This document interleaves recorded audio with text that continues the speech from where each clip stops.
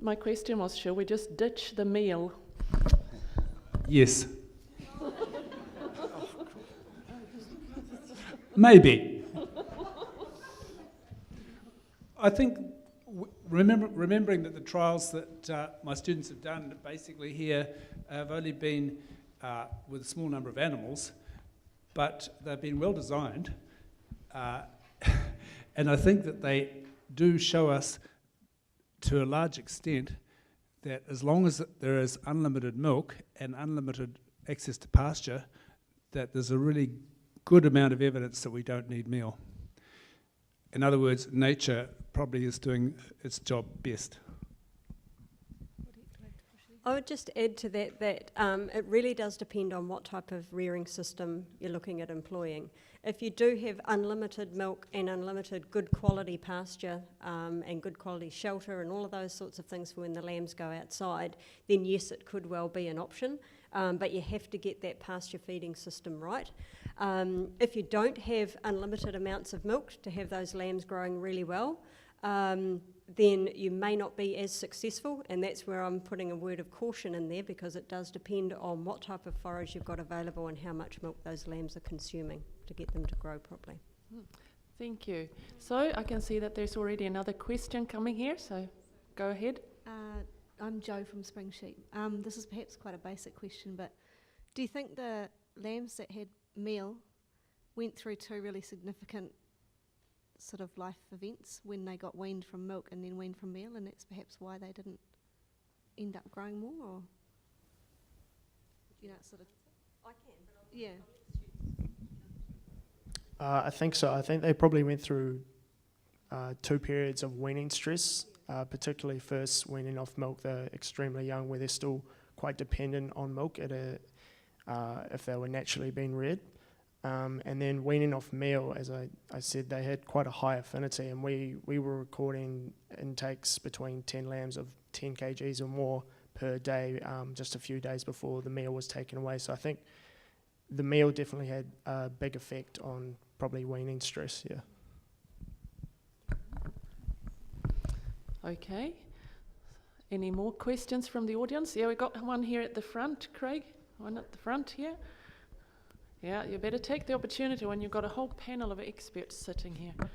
So my question's very much along those lines. Wanted to ask Amber, when you took the meal away and it was it was an all or nothing, do you think you would have got a better response if you had gradually decreased the meal availability and given them a chance to transition naturally?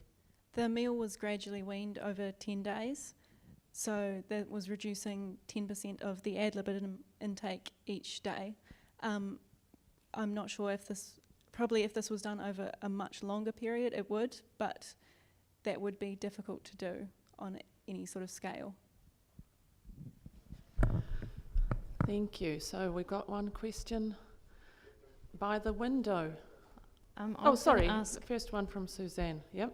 April, the difference between your elite and commercial use, do you think it's enough to see differences in your trial?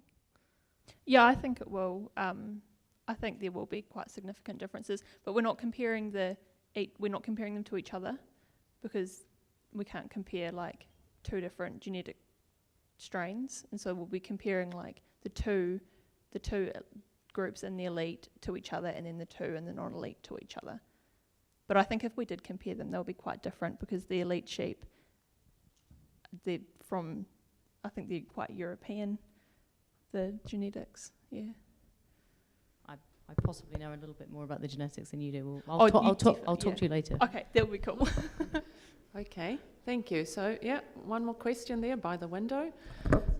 Yeah, thank you for your presentations. I really, really enjoyed them. I just had a question. If you had considered, if you fed hay or a fibre source, whether that would have reduced the massive change from meal to pasture, and also whether that might have reduced the eating of the bedding?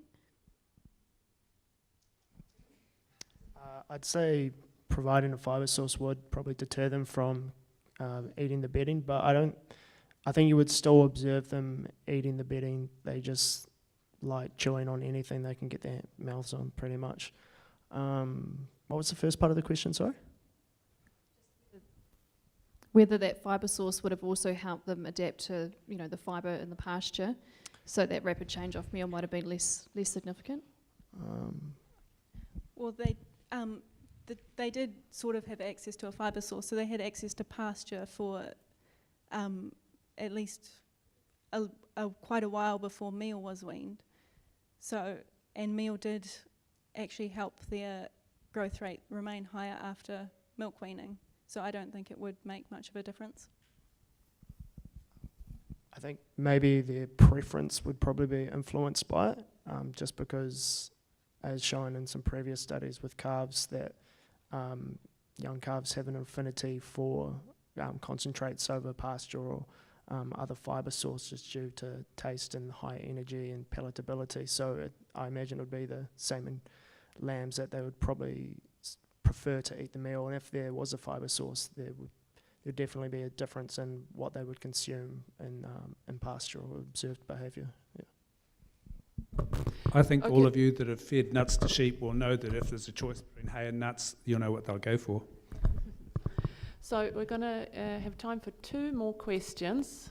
So, Linda, I was just going to add to that. sorry, Sue. Just Yep. in terms of the question over by the window, you asked the question if you had fibre available when they were indoors, whether it would stop them eating the wood shavings. No, it doesn't.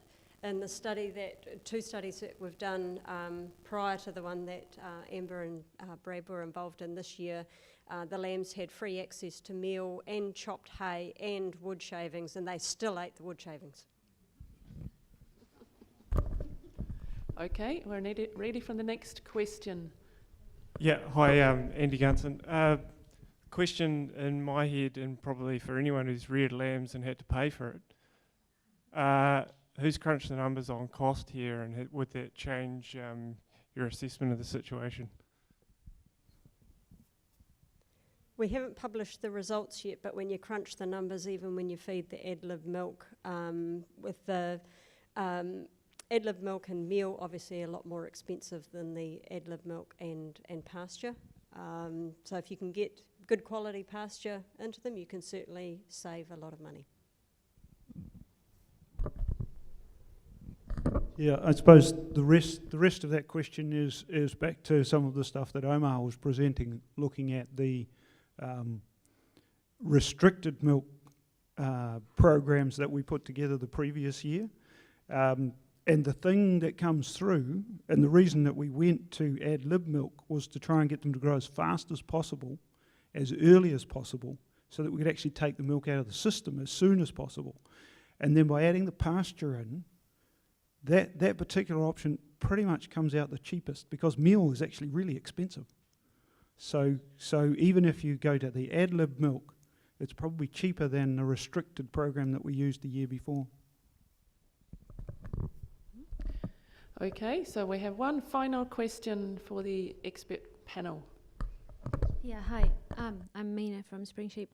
The fact that those lambs that had meal at the beginning and they gain more weight at the very beginning, does it have any impact on lamb survival?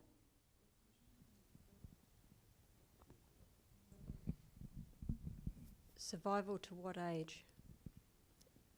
Whole. We haven't followed through the lifetime of those animals, but at least in our hands we didn't see any differences between them. If you do it at scale, may well be differences, but that's why we say you've got to be careful going from a small scale study up to a very large scale study, because there's so many different factors. But I think the rapid growth rate, I don't think that there will actually be any benefit of that early rapid growth rate compared to the other group, simply because both groups are actually growing really well. If there was a severe stunting of growth early on, then you may well have impacts, but at least in both of these systems, both groups were growing very well. Okay, and that concludes the AgResearch Sheep Dairying research session. So I would like to finish by thanking the expert panel and all the previous speakers of this session.